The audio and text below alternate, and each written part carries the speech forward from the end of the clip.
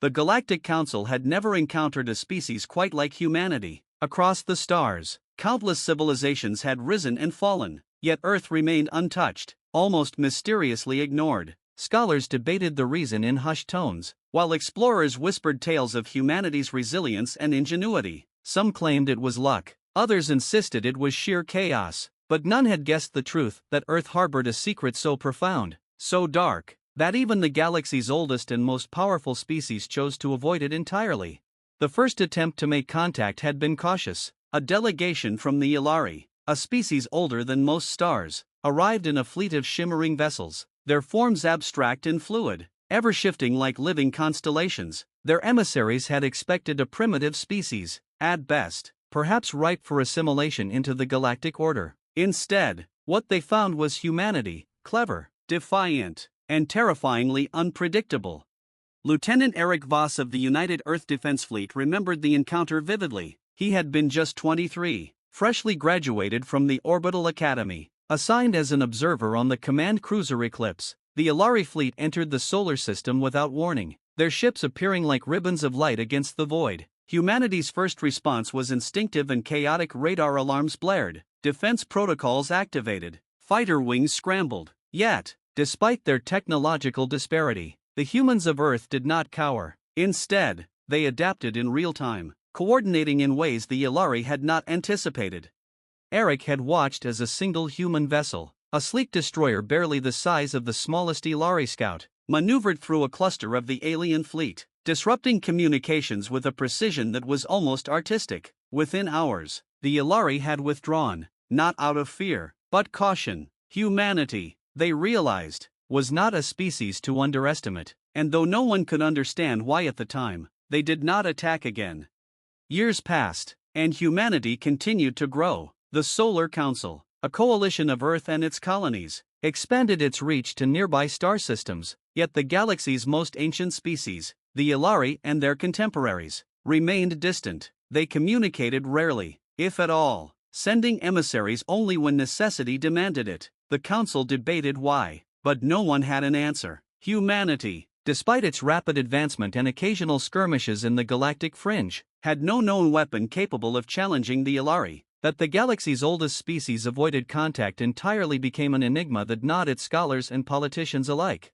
Dr. Celine Merrick, a historian specializing in xenoarchaeology, believed she knew the truth. She had spent decades studying forbidden relics recovered from Earth's deep past, artifacts buried beneath layers of sediment and stone, untouched by modern civilization. Some were alien in origin, predating humanity itself, yet none were fully understood. Celine had pieced together fragments of a story that suggested humanity's survival was not a matter of chance, it was a matter of inheritance.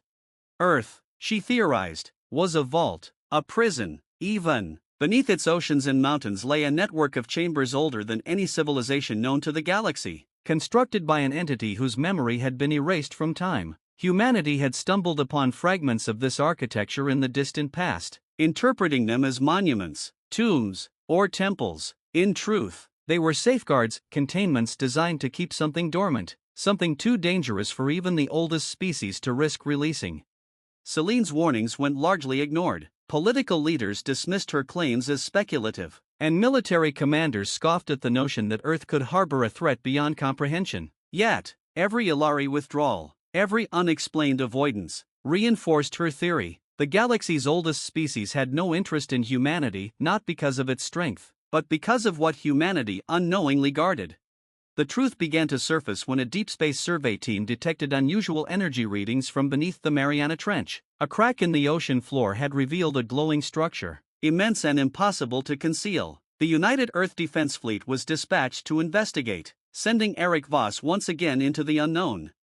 As the Eclipse descended into the trench, the crew was struck by the sheer scale of what lay before them. The structure was unlike anything humanity had built, monolithic, intricate, and alive in ways that defied comprehension. Pulsating veins of energy ran through its surface, and the water around it shimmered with a spectrum unseen by human eyes. Instruments went haywire, compasses spun, and even the most advanced AI struggled to interpret the data. When Eric and his team approached, the structure responded. Doors opened as if anticipating them, corridors extending into darkness that seemed both infinite and contained. Inside, the walls were etched with symbols, not letters or numbers, but patterns of thought and consciousness, encoding knowledge beyond human understanding. Celine, who had joined the expedition, whispered in awe, "This is what the galaxy fears," she said. "It's not humanity they avoid, it's this." They explored further, uncovering chambers that suggested both containment and protection. Fossilized remnants of alien beings lined some halls, as if they had been imprisoned within the structure, their forms preserved for eons. In other rooms, energy signatures pulsed with awareness, suggesting a form of life beyond biology, intelligence beyond comprehension. Humanity had unknowingly become the custodian of an entity that could rewrite the balance of the galaxy. News of the discovery spread quickly, and as predicted, the Ilari fleet appeared not to attack, but to observe. This time, there was no hesitation, no casual retreat. Their presence alone caused instruments to malfunction, their ships moving like fluid shadows around the trench. The United Earth Defense Fleet prepared for conflict, but Eric noticed something peculiar. The Ilari were careful, almost reverent, avoiding direct interference with the structure.